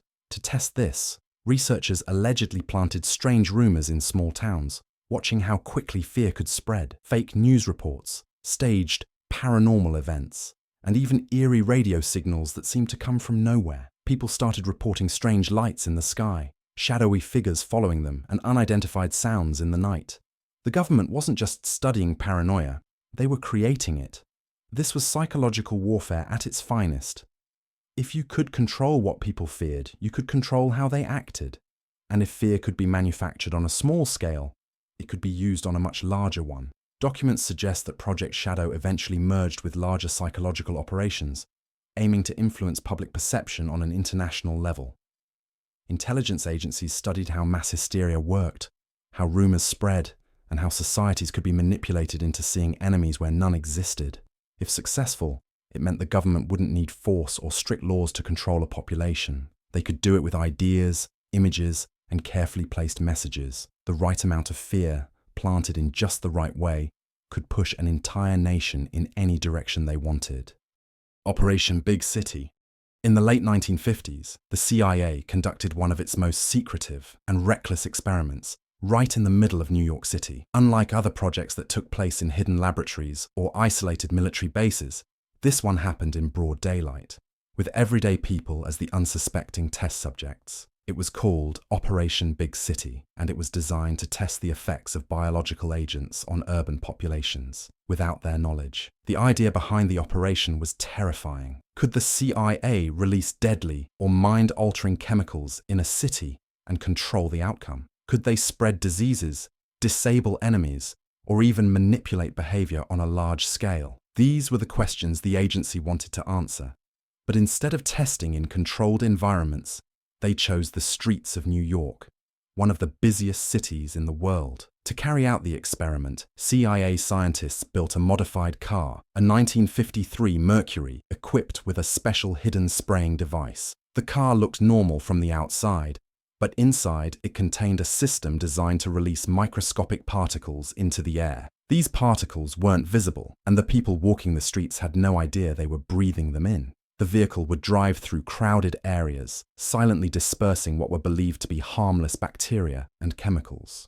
The goal was to simulate a biological attack, to see how far the agents would spread, how people would react, and whether anyone would even notice. The CIA wanted to test real-world conditions, something they couldn't do in a lab. But the truth is, these experiments weren't as safe as the agency claimed. Many of the biological agents they used in similar tests have been linked to illnesses, respiratory infections, and long-term health problems. In other words, the people exposed during Operation Big City may have suffered consequences without ever knowing the real cause. And it wasn't just New York City. Similar operations, using different dispersal methods, took place in San Francisco, Chicago, and Washington, D.C. In some cases, the CIA even contaminated water supplies to see how quickly an illness would spread. These tests were never announced, and no one was warned. This wasn't a one-time experiment. It was part of a larger pattern of US government projects that tested chemical and biological warfare on unsuspecting civilians. The military had already released bacteria into the New York subway system to see how fast it would travel.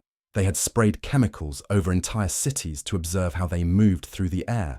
All of this was done under the justification of national security. Operation Pandora. Operation Pandora was one of the strangest and most secretive experiments ever conducted by the US government. It wasn't about drugs, mind control, or biological warfare like many other classified projects. This time, the focus was something even more invisible: microwaves. The experiment started in 1960, when the US discovered something strange.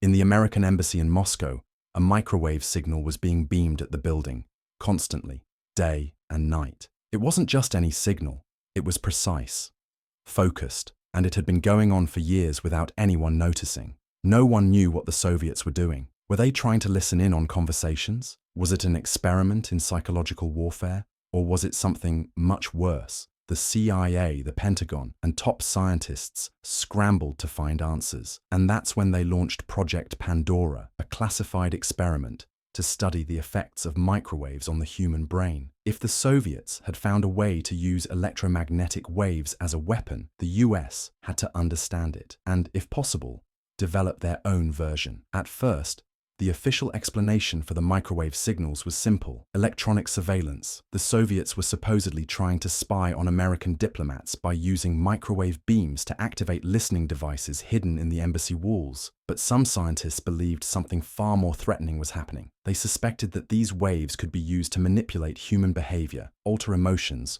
or even control minds. So the US government began testing microwave radiation on animals, and eventually on humans. They wanted to see if these invisible waves could cause headaches, fatigue, anxiety, memory loss, or even mental illness. Monkeys were exposed to high-frequency microwaves to observe their reactions. Some became lethargic and confused.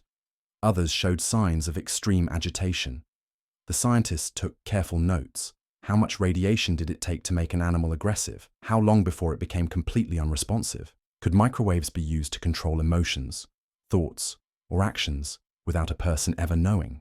Then came the human tests. Government scientists exposed volunteers, some willing, some not, to microwave radiation. They monitored their moods, their ability to concentrate, their physical health. Some subjects reported dizziness, nausea, or memory problems. Others became paranoid, depressed, or unusually anxious. Some researchers believed that with the right frequency, microwaves could be used to implant thoughts, erase memories, or even induce hallucinations. The idea of remote mind control, done without substances or physical contact, suddenly seemed possible. But as the experiments continued, another question emerged. Had the US government already been using microwave weapons on its own people? There were rumors that certain military bases had exposed soldiers to electromagnetic frequencies just to see what would happen. Some even speculated that the government had tested these effects on unsuspecting civilians, tracking their mental and physical reactions over time.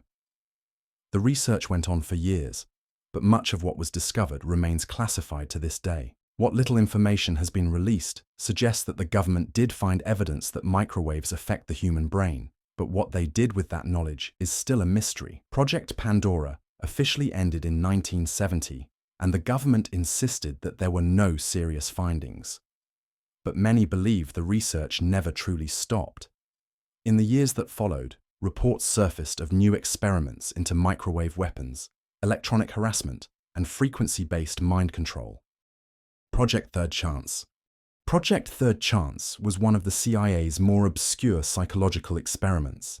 It wasn't as well known as MKUltra or Artichoke, but it served a similar purpose, and that's understanding how to break the human mind and extract information using psychological warfare. This experiment was not conducted in labs or universities. Third Chance was a field operation, designed for one purpose: interrogations. And these weren't ordinary interrogations. The people subjected to this project were high-value targets: prisoners, defectors, and spies. The goal was to test advanced techniques to manipulate, confuse, and ultimately control the minds of those who held valuable information. Third Chance was reportedly conducted in the 1960s, a time when the CIA was desperate to improve its interrogation methods. They wanted techniques that worked faster, more effectively, and with minimal resistance. Torture could extract confessions, but confessions under pressure were unreliable. The agency needed something better, something that would make a person reveal everything they knew without even realizing they were doing it. So they turned to a combination of psychological conditioning, hypnosis, and substances. Interrogation subjects were exposed to intense mental pressure, sleep deprivation, isolation, and sensory manipulation. They were dosed with unknown substances, and their perception of reality altered until they no longer knew what was real and what wasn't. Some were hypnotized, conditioned to obey commands or recall hidden memories. Others were bombarded with disorienting lights and sounds, designed to break their sense of self. But here's where it gets darker. Third Chance wasn't just about studying these methods, it was about perfecting them. Some sources suggest that this project ran alongside Project Derbyhat, while Third Chance tested these methods in controlled environments. Derbyhat took them into the real world, on captured operatives, suspected double agents, and prisoners of war. Operation Mongoose. Operation Mongoose was conducted by the CIA in the early 1960s, and its goal was simple: destabilize Cuba and turn its people against their leader, Fidel Castro. But this wasn't just about politics, it was about control. Controlling information, perception, and ultimately, controlling the minds of an entire population. After the failed Bay of Pigs invasion in 1961, the United States was desperate to remove Castro. Open military action was off the table, so the CIA turned to something far more stealthy: psychological manipulation, propaganda, and sabotage. If they couldn't remove Castro, they would make his own people lose faith in him. One of the key elements of Operation Mongoose was controlling information. The CIA flooded Cuban airwaves with anti-Castro propaganda, broadcasting fabricated stories designed to make people question their government. They spread false rumors, claims that Castro was mentally unstable, that he was working with dark supernatural forces, that he was secretly starving his own people. Some of these stories were so absurd that they seemed laughable. But when you control the media, you control what people believe. But propaganda alone wasn't enough. The CIA needed to create real fear. They staged sabotage operations that would be blamed on Castro's own government, burning crops, poisoning sugar exports, and even planting bombs in public places. The goal was psychological exhaustion. Make the Cuban people feel unsafe, make them believe their government was failing them. And then, when the time was right, they would turn against Castro. One of the most disturbing aspects of Operation Mongoose was its experiments with mind control. The CIA didn't just want to influence public perception. They wanted to break people down on an individual level. They captured Cuban officials, subjected them to psychological conditioning, and attempted to create double agents who would go back and spread disinformation. Some were dosed with hard substances, Others were hypnotized, and many were mentally broken by the time the agency was done with them. And then there were the biological experiments. The remaining documents suggest that the CIA considered using chemical agents to influence the behavior of Cuban officials. There were even discussions of spraying hallucinogens into broadcast studios. When an intelligence agency controls what people see, what they hear, and what they believe, reality itself becomes a weapon. The official story is that Operation Mongoose ended in 1963 after the Cuban Missile Crisis forced the United States to scale back its aggression. But the tactics the CIA used didn't disappear. They evolved and were refined. And in one way or another, they have been used again and again, across different countries, different wars, and different populations. Operation Chaos. From 1967 to 1974, the CIA secretly spied on American citizens to find out if foreign enemies were influencing protests and political movements inside the United States. It started during a time of unrest. The Vietnam War had divided the country. Protests were growing, and the government feared that communists or foreign spies were fueling the chaos. The CIA was banned from spying on Americans, but they found a way around it. They created Operation Chaos, a secret program that collected information on activists, students, journalists, and anyone the government thought was a threat. Under the program, CIA agents infiltrated protest groups, posed as activists, and collected files on thousands of Americans.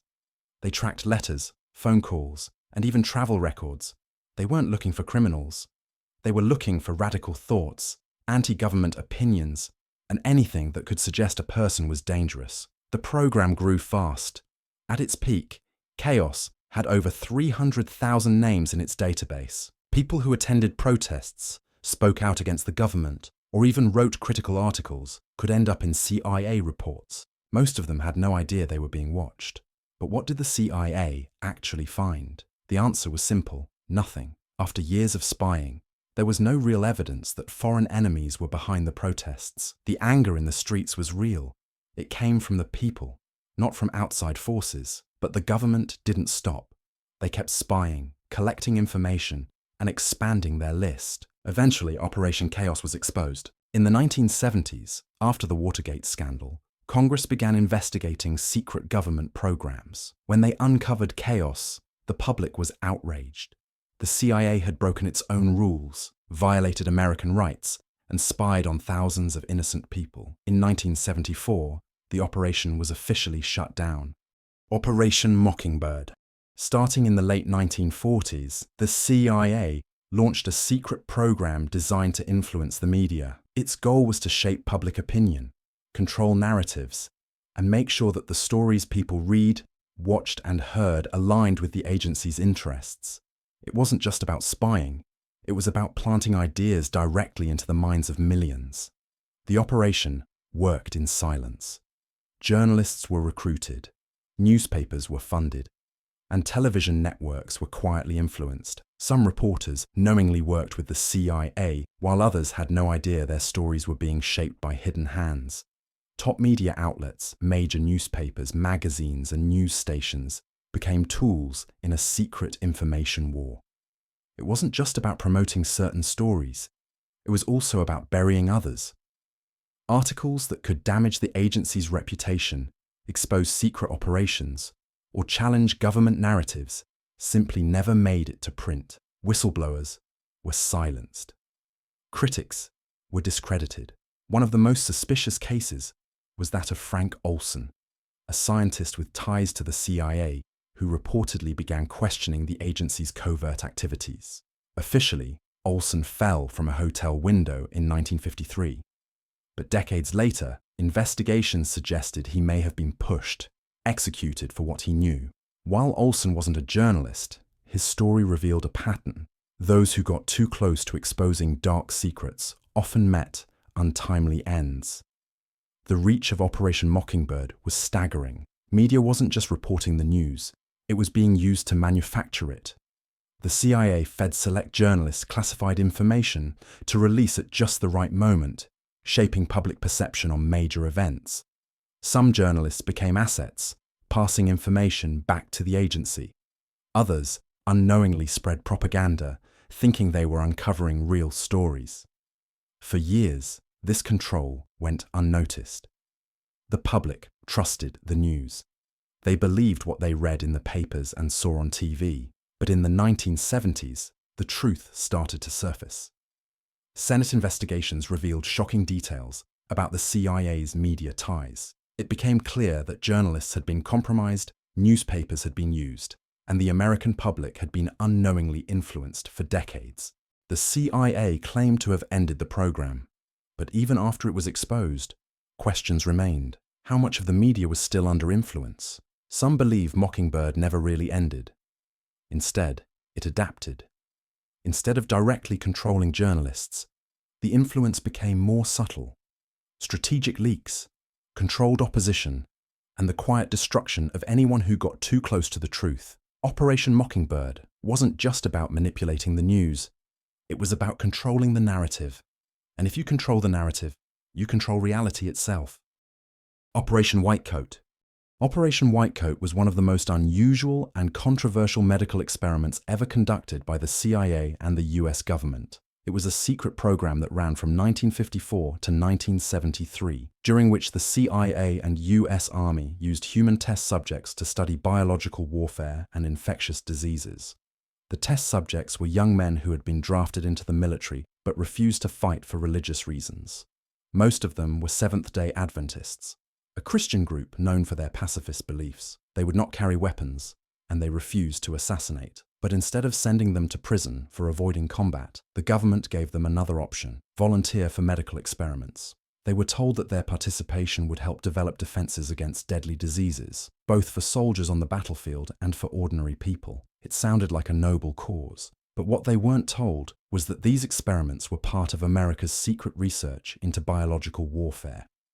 These men became human test subjects for some of the most dangerous pathogens known to science. Over nearly 2 decades, they were deliberately exposed to bacteria and viruses to see how their bodies would react.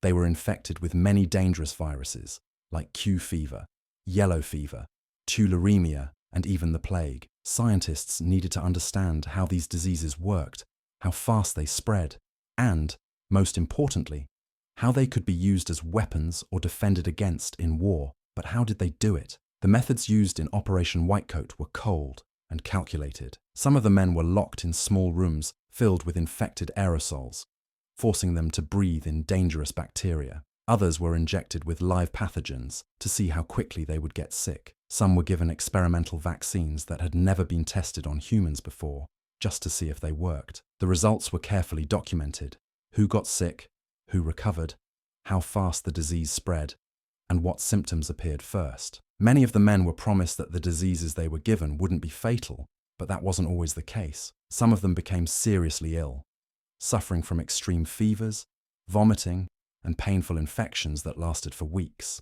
Some were left with long-term health problems that haunted them for years, and even though no official passings were reported, the full truth remains buried in classified documents. These experiments took place at Fort Detrick in Maryland, a facility known for its work on biological and chemical weapons. While the US government claimed that these experiments were meant to develop vaccines and protective measures, it's hard to ignore the larger picture. The military was deeply involved in researching biological warfare, and these human experiments were part of that effort. The volunteers of Operation Whitecoat were told that they were serving their country and that they were helping to protect soldiers from dangerous diseases. But were they really helping, or were they just being used? Even though the program ended in 1973, many questions remain unanswered. What happened to those who participated? Were there any long-term effects the government never admitted? And most importantly, how much of this research was actually about protecting people, and how much of it was about learning how to use diseases as weapons? Project Shad.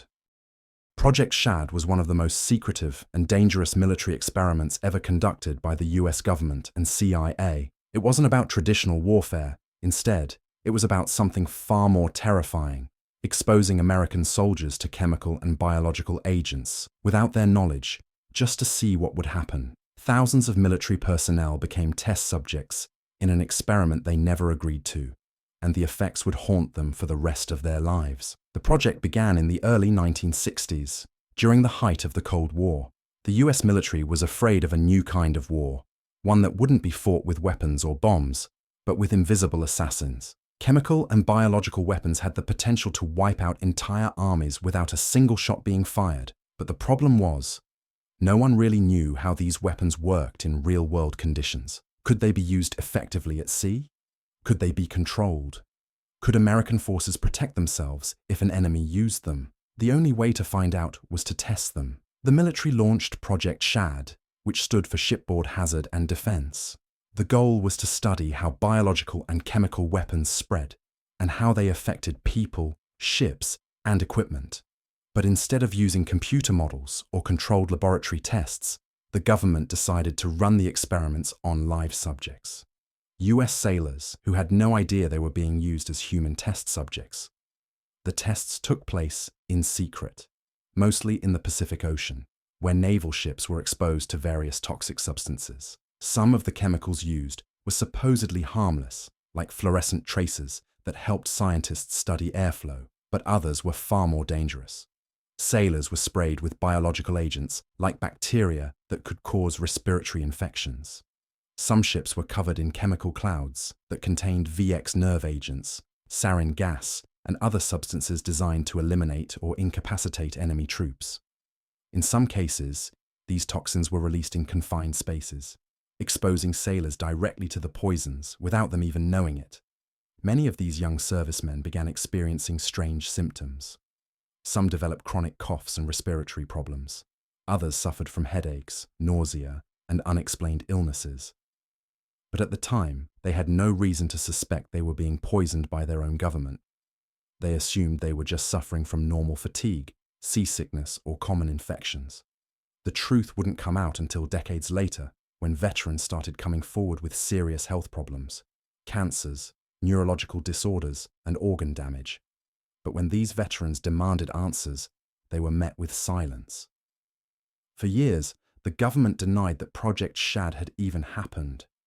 The military refused to release medical records, making it nearly impossible for the veterans to get proper treatment or compensation. It wasn't until the early 2000s that the Department of Defense finally admitted the project existed. After pressure from veterans groups and investigative journalists, the government declassified some documents, revealing that over 5,800 servicemen had been exposed to toxic agents during Project Shad. But even then, the truth was only partially revealed. Project Stargate. Project Stargate was not about weapons or spies in the traditional sense. It was about something far stranger, conducted by the US government in the late 1970s and continuing into the 1990s. This project explored a concept that seemed ripped from the pages of science fiction, psychic espionage. The idea was simple, yet extraordinary. If a person could see across vast distances with their mind, if they could access information without ever being physically present, then intelligence gathering could be revolutionized. No need for satellites and spies on the ground, just the power of the human mind reaching out into the unknown. The CIA and the US military were willing to take the possibility seriously. After all, during the Cold War, any advantage, no matter how bizarre, was worth exploring. Reports surfaced that the Soviet Union was already researching psychic phenomena, investing millions into discovering whether the human mind could be weaponized. Thus, Stargate was born. The program brought together scientists, military personnel, and self-proclaimed psychics to test the limits of what was possible. They focused on a particular ability, and that's remote viewing, the supposed power to visualize distant places, hidden objects, or even classified enemy operations without ever physically being there. The methodology was strict. Subjects were placed in controlled conditions, given coordinates or unclear descriptions, and asked to describe what they saw in their minds. Some reported visions of military bases, top-secret locations, and events happening thousands of miles away. Their descriptions were then compared to real intelligence data, and sometimes what they saw was bizarrely accurate. One of the most well-known participants was Ingo Swann, a man who claimed to have remotely viewed Jupiter before NASA's Pioneer 10 spacecraft arrived. Some of his descriptions, such as Jupiter having rings, were later confirmed. Then there was Pat Price, a former police officer turned psychic, who allegedly sketched details of a secret Soviet base with startling precision. His drawings and descriptions left intelligence officials shocked. How could he have known such things? Was it all just a coincidence? For years, the government quietly funded Stargate, expanding its research and recruiting more test subjects. But as time went on, skepticism grew. While some reports claimed success, others suggested the results were unreliable, inconsistent, and not much better than guesswork. In 1995, Project Stargate was officially shut down. Project Cloverleaf. For years, strange patterns have filled the skies, long white trails left behind by aircraft that don't fade like normal contrails. Some dismiss them as nothing, just harmless water vapor, but others believe they hold a darker secret. What if those trails were actually part of a planned government experiment? What if, without your knowledge, you were being exposed to chemical and biological agents right from the air above you? This brings us to Project Cloverleaf, a secret program believed to have taken place in the late 1990s and early 2000s. Unlike many other classified operations, this one wasn't conducted in underground labs or military bases. Instead, it happened right above our heads, in plain sight. The goal was atmospheric testing and climate modification, but many believe it went far beyond that. Cloverleaf is suspected to be one of the largest covert aerosol spraying operations ever conducted, with millions of people unknowingly exposed to unknown substances. The program is thought to have involved government agencies working with private aerospace companies to disperse chemicals into the atmosphere on a massive scale. But what exactly were they spraying? Some reports suggest barium salts, aluminum oxide, and even biological agents, compounds that in high concentrations can affect the nervous system, weaken immune responses, and cause long-term health issues. Others believe the operation was tied to advanced weather control technologies, an attempt to manipulate the climate. The effects on human health were impossible to ignore. People living in areas where these trails were most commonly observed reported sudden respiratory issues, strange skin conditions, unexplained fatigue, and even neurological symptoms like dizziness and memory loss. Some doctors noted an increase in asthma and lung infections, but few could explain why. Was it just coincidence, or was something much bigger happening? There were also claims that Project Cloverleaf was linked to psychological manipulation, that the chemicals dispersed in the air were designed to make populations more docile, more susceptible to influence. It's no secret that various government agencies have studied aerosolized drugs for mind control, and if the technology existed, wouldn't they use it? Then there's the military connection. Some whistleblowers claimed that Cloverleaf was an extension of earlier weather modification programs, efforts to create storms, control rainfall, or even use climate as a weapon. If you could alter the weather, you could cause droughts in enemy territories, create floods, disrupt economies, all without ever firing a single bullet. One of the biggest red flags came from aviation insiders who reported strange changes in flight operations. Pilots noticed that certain planes were flying unusual routes, crisscrossing the sky in grid-like patterns, sometimes for hours, releasing unknown substances into the atmosphere. Commercial airline workers noticed sealed canisters installed on planes. Canisters they were told never to question. Despite growing concerns, government officials refused to acknowledge any program called Project Cloverleaf. They dismissed it as a conspiracy theory, claiming that any unusual activity in the sky was due to normal aircraft emissions or weather conditions. But those who dug deeper found patterns too precise to ignore.